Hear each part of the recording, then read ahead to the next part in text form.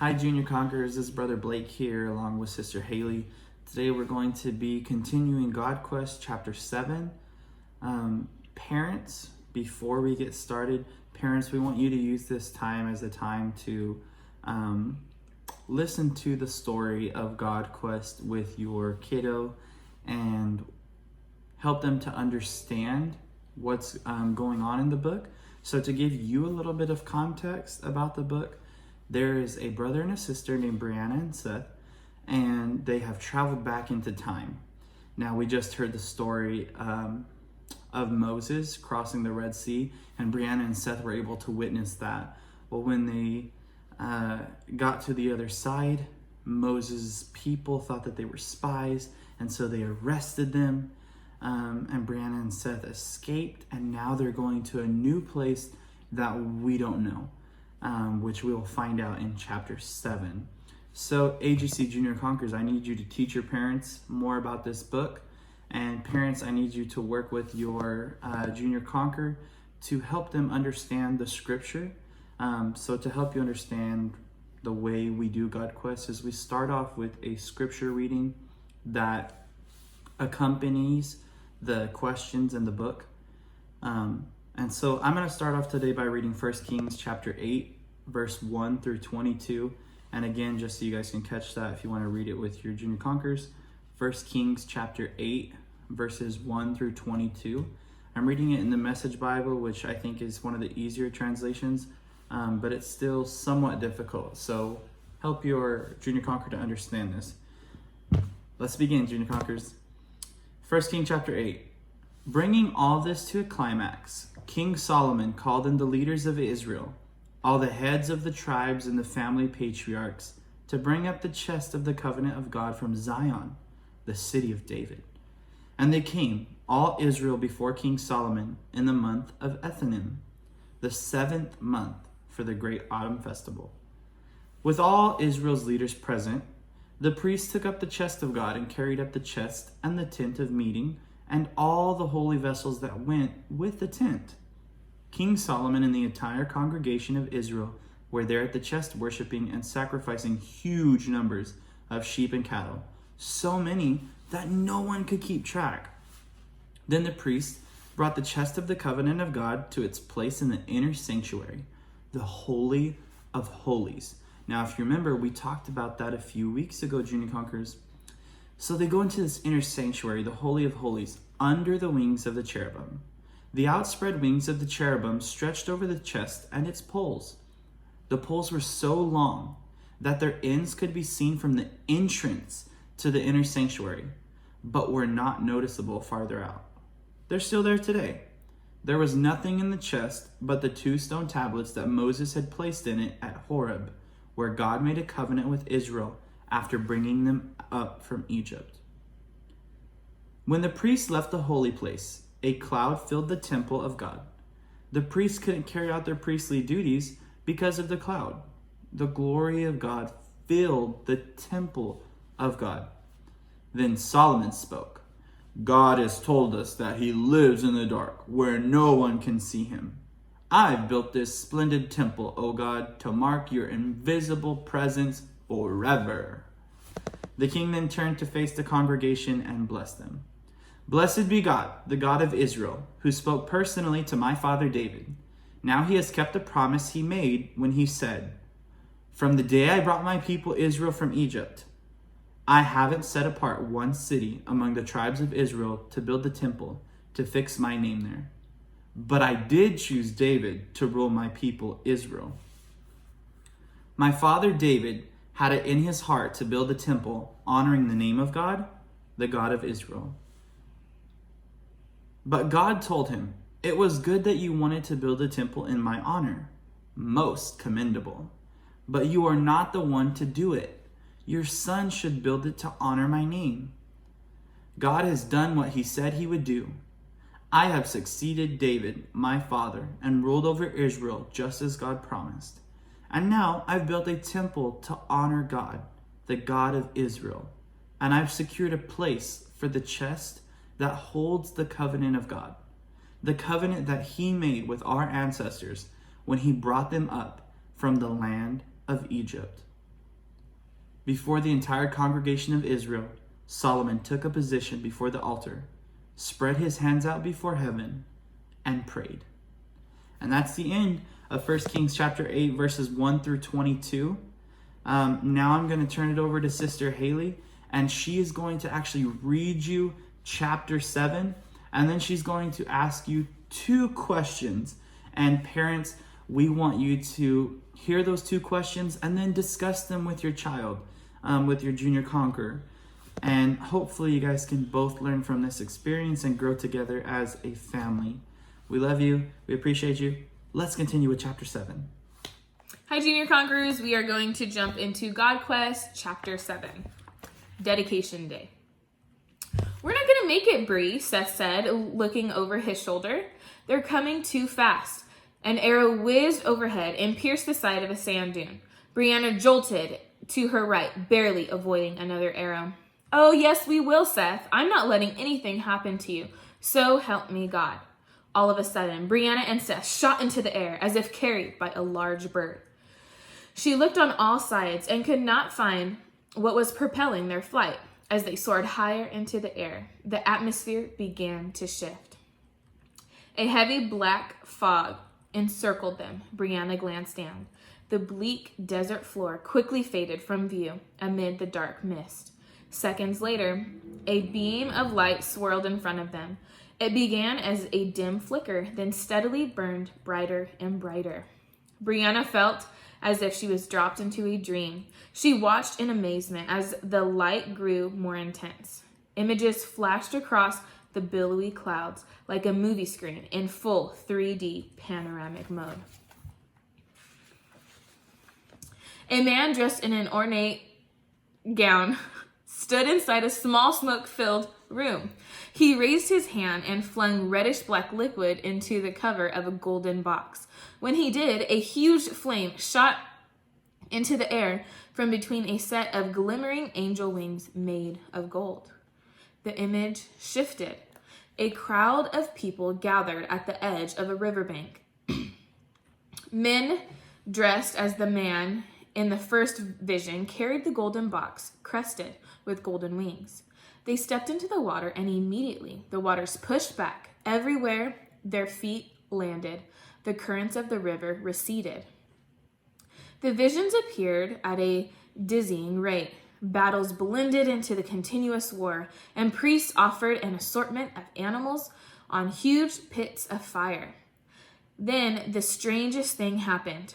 Odd symbols, identical to the ones that were inscribed in Seth's book, leapt from the images, and floated like dancing ballerinas in the air, radiant and breathtaking.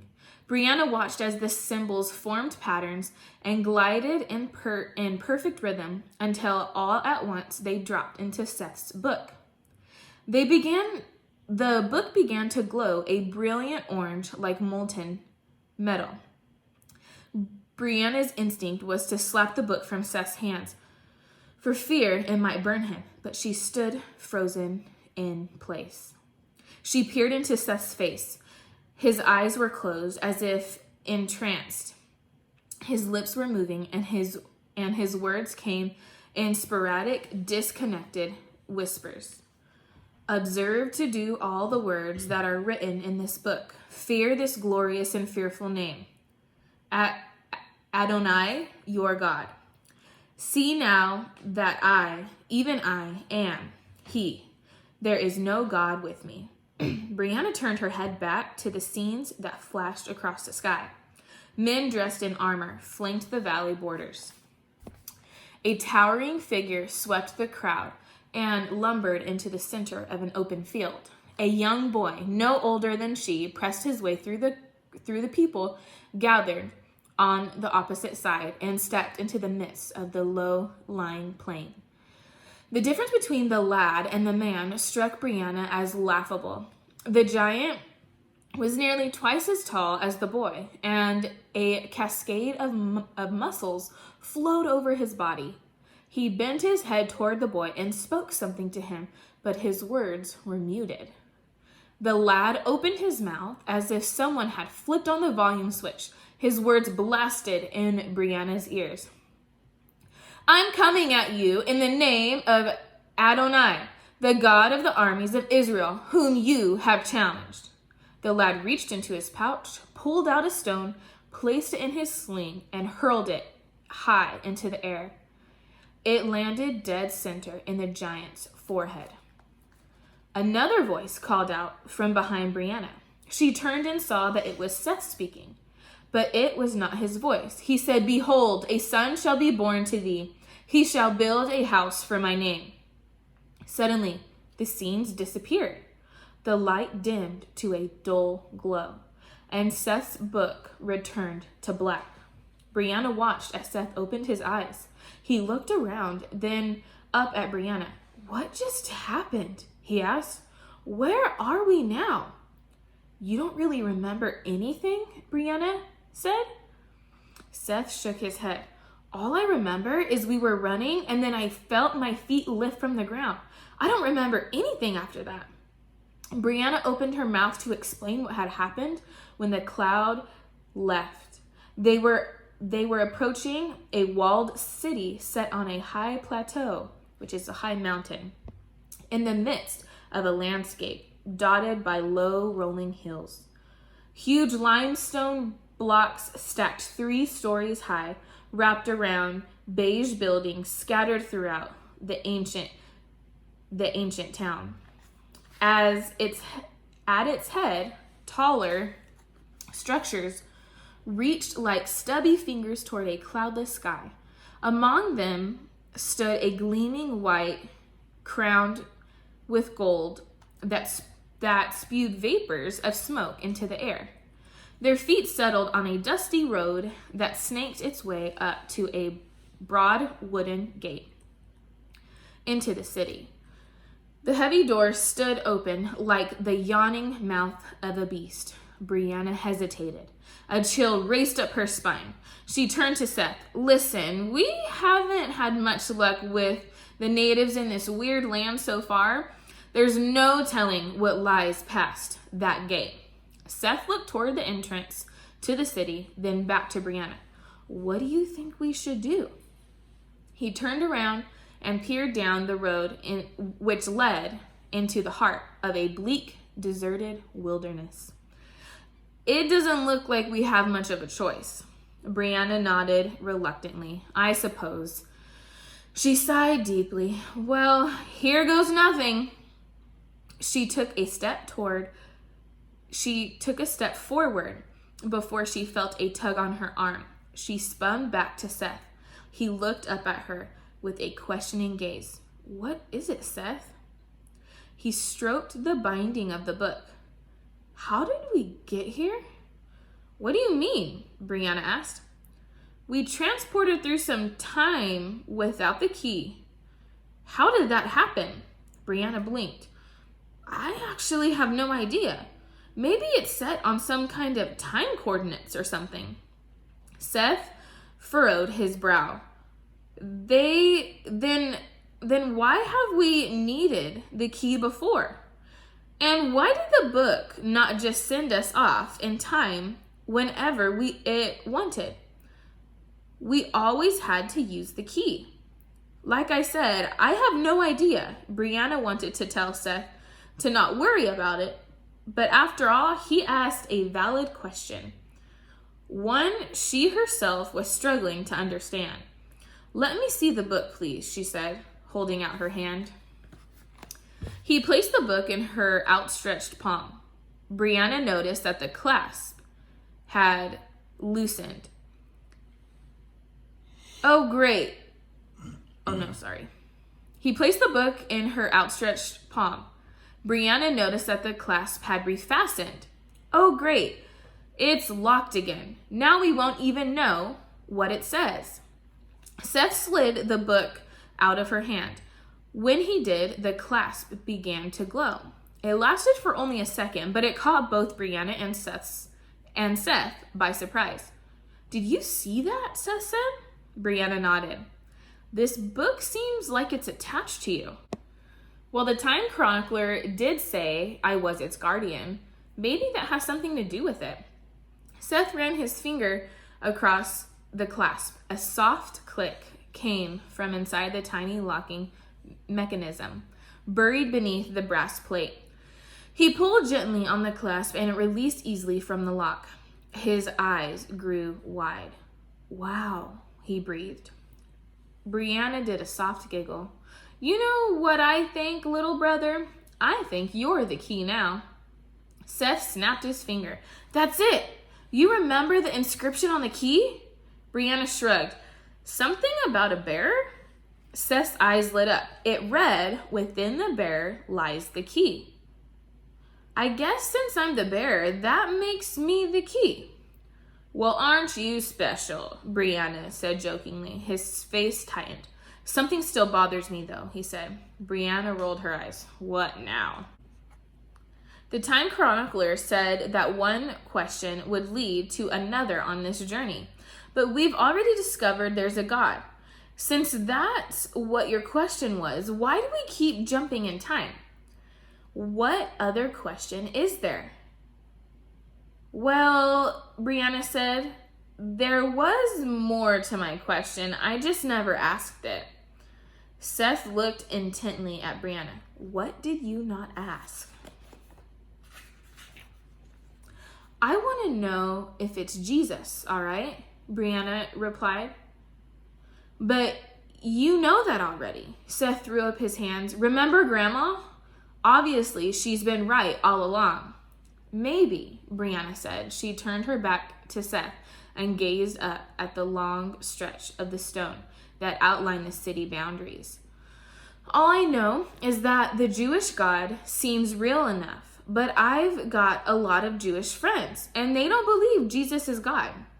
I've got a lot of Christian friends that say Jesus is God, but that he is one of three in the Godhead." Grandma said the Jews sure don't believe that. Even that booming voice doesn't seem to follow that train thought. They say there is one God. If that isn't true, then what's all this talk about being no God, about there being no God but me, or being a jealous God? Brianna took in a long pull of air. "They can't all be right, that's for sure. I need to know what's true, or this whole crazy ride through time would be for nothing." Seth slipped the book into his belt and nodded toward the city entrance. "Well, I guess we better get a move on then. Maybe your answer lies beyond the gate." The two trudged up the winding lane, their eyes fixed straight ahead. Fear gripped Brianna like a vice against her chest. Her feet were lead weights. She couldn't shake the sense that the ever-winding slit in the wall was like an opening to the Roach Motel. All may enter, but none come out. "Don't you find it a little strange that there is no one around?" Brianna said. "Maybe it's the Sabbath or something," Seth offered. We don't even know if this is a Jewish city." "Look above the doors," Seth said, pointing at the long beam of wood that hung over the gate. Engraved into the wood were the strange figures across the pages of Seth's book. Brianna lifted her eyes to the writing. "What does it say?" "Hear, O Israel, the Lord is our God. The Lord is one," Seth said. "So it's true," Seth said. "There is one God." Brianna remained silent, gazing at the inscription above the city gate. "Yes, but who is he?" Seth shrugged. "I guess that's what we need to find out," he replied, stepping toward the entrance. Brianna blocked him with her outstretched arm. "Aren't you forgetting something?" Seth looked confused. "What do you mean?" Brianna looked her brother up and down. I'm pretty sure this isn't going to be the fashion for about another 4,000 or 5,000 years. Seth glanced down at his printed t-shirt and an abstract skater on the front. "Yeah, maybe you're right. What do you suggest we do?" "Just follow me, and whatever you do, stay out of sight." Brianna slid with her back against the heavy gate and peered around a stone pillar. The coast was clear, So she waved Seth through the road leading into the city, branched off into 3 separate smaller streets. Streets worn by constant treading of animal hooves and cartwheels. Brianna peeled off to the right with Seth, a step behind, and ducked within the shadow of the roof that hung from the limestone structure. Brianna glanced in either direction, then turned to Seth. Is this place deserted? Nobody is around. Seth lifted his thin shoulders. Like I said earlier, it could be Sabbath. Yeah, but even then, you'd expect to hear somebody talking or moving about, Brianna said. It's just deathly quiet. Just then, from atop the hill at the end of the city, Brianna heard the dull roar of a crowd. She nudged Seth in the arm, her eyes still gazing down at the road. Did you hear that? Sounds like it's coming from up there, Seth pointed toward the building. Come on, Brianna said, stepping out into the middle of the road. What are you doing? Seth said with a hard whisper. Someone is going to see you. Brianna glanced over her shoulder and grinned at Seth, and then strolled to the other side of the street, reached inside an open window, and withdrew 2 sheet-like garments. Retracing her steps back to Seth, she tossed him one of the outfits. Here, put this on and stay close. The siblings strolled up the narrow lane, which twisted and turned through a forest of ramshackle houses. Their eyes stayed glued on the thin trail, guided by the black vapors that rose into the sky. At the last bend, the road followed a steep incline. Brianna glanced towards the top and saw a cluster of people standing shoulder to shoulder. They had their backs turned to Brianna and Seth. Whatever they were looking at had arrested their full attention. Still, as Brianna and Seth went up the hill, they were careful to remain in the shade of the leafy olive trees to avoid detection. Brianna glided toward the back of the crowd. Lifting her neck, she tried to see the object everyone's attention was gazed on. Something compelled her to go closer. Brianna grabbed Seth's hand and pressed their way through the crowd, dodging a small child who danced restlessly around her mother's legs and a tall, fat man rocking on his feet. She glanced to her right and saw a group of men dressed in flowing white gowns, led by one with a breastplate of 12 brightly colored stones. They stepped from the shadows of a covered promenade onto the sunlit path. On their shoulders, they bore 2 long poles slid into the sides of a golden box topped with angel wings spread wide over its lid. Brianna recognized that object from the visions in the cloud. The men angled through the entryway that opened to a grand courtyard covered in smooth tile